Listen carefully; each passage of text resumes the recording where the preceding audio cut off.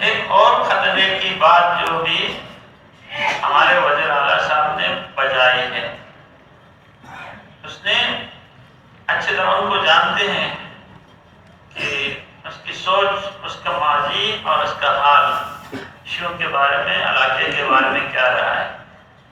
کل اس نے کسی پروگرام میں یہ بات کہی ہے اور آج اخبارات میں سرخی آئی ہے کہ گلگت بلتستان میں جو ہے خطرات منڈلا رہے ہیں اور کوئی بڑا سانحہ جنم لینے والا ہے۔ انہوں نے نام تو بھارت کا دیا ہے، لیکن یہاں بھارت کوئی نہیں ہے۔ بھارت یہاں پہ کیا کرتا ہے ہمارے علاقے میں؟ یہاں ہمارے پاس بھارتیوں کے ایجنٹ موجود ہیں،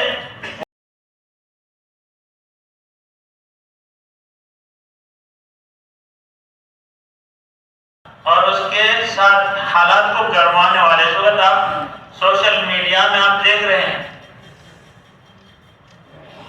یہ جو حالات گرما رہے ہیں، معمولی باتوں کو اچھال کے شیعوں کے خلاف زہر جو اگلوا رہے ہیں، اور واضح طور پہ انہوں نے یہ کہہ دیا ہے کہ یہ شیعہ لوگ ایک دفعہ پھر وہاں پہ اپنی شناختی کارڈ چیک کروانا چاہتے ہیں دیامر میں۔ یہ واضح طور میں دھمکی دے چکے ہیں۔ اور کل ہی ایک مہربان جو ہمارے ان سے کوئی تعلقات ایک ایسے ادارے میں کام کر رہا تھا، ان کے وہاں دیامر کے کسی بندے سے ان کی دوستی تھی، اس بندے نے خصوصی طور پہ آ کے کہا ہے کہ پلان بن چکا ہے، پھر اس علاقے میں حادثات جنم لیں گے۔ اور نام بھی بتایا کہ ایک قاری فاروق نام کا ایک قاری ہے چلاس کا، اس نے ایک گروپ بنائے ہیں اور وہ گروپ جو ہے بھی عنقریب راستے میں دہشت گردی کرنے والے ہیں۔ اور انہوں نے کہا کہ چلاس والوں نے، دیامر والوں نے بھی ان کا کہنا ہے کہ ان کو یہاں پہ ایسی حرکت کرنے پہ، سختی سے منع کرنے پہ انہوں نے کہا آئی کوہستان علاقے میں، مانسرہ کوہستان میں یہ ایسے واردات کرتے ہیں۔ عوام کو پتہ ہے، کیا ہماری ایجنسیوں کو پتہ نہیں ہے؟ اور یہ وزیر اعلیٰ کو بھی پتہ ہے کہ کون کروانے والا ہے، کون کرنے والا ہے، اس کو پتہ ہے۔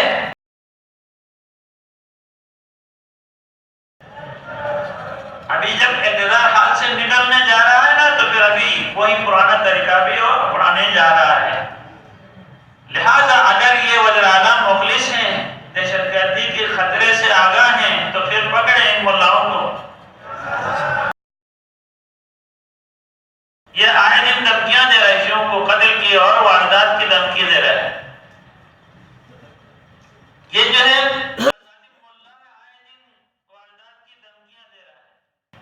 اور کچھ اور بھی افراد ہیں، یہ سب جانتے کشور کے اندر ہی ہیں، سکارپوئی کے اندر ہیں، یہ وسیم کے اندر ہیں، یہ دہشت گرد کہیں اور نہیں گئے، اور آج تک یہ ایجنٹ بنے ہیں، راہ کے ایجنٹ بنے ہیں، بھارت کے ایجنٹ بنے ہیں، یہ پاکستان کی بنیاد سے مخالف ہیں۔ لہذا اب جب ایسے حالات ہیں تو ایک شیعہ علی بن ابی طالب آپ کو بھی اپنی فکر کرنی ہے۔ اس سے پہلے ہم نے بہت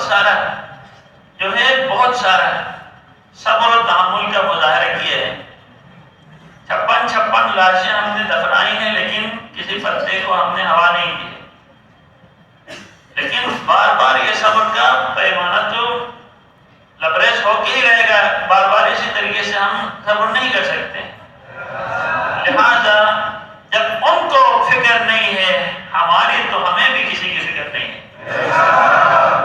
لہذا جب وقت آئے گا، بلا وجہ بلا اشتعال یہ حالات کو اس رخ پہ لے جا رہے ہیں، اور پھر ان کا پلان طے شدہ ہے۔ لہذا وقت سے پہلے ان فسادی ملاؤں کو اور ان کے ارد گرد رہنے والے دہشت گردوں کو اگر بر وقت لگام نہ دیا جائے، اگر کوئی ثانیہ ہوا، تو میں نے جن لوگوں کا نام لیا وزیر اعلیٰ سر فہرست ہیں، باقی ان افراد ہمارے مجرم سمجھ جائیں گے، پھر ہم ان کے ساتھ نپٹ لیں گے۔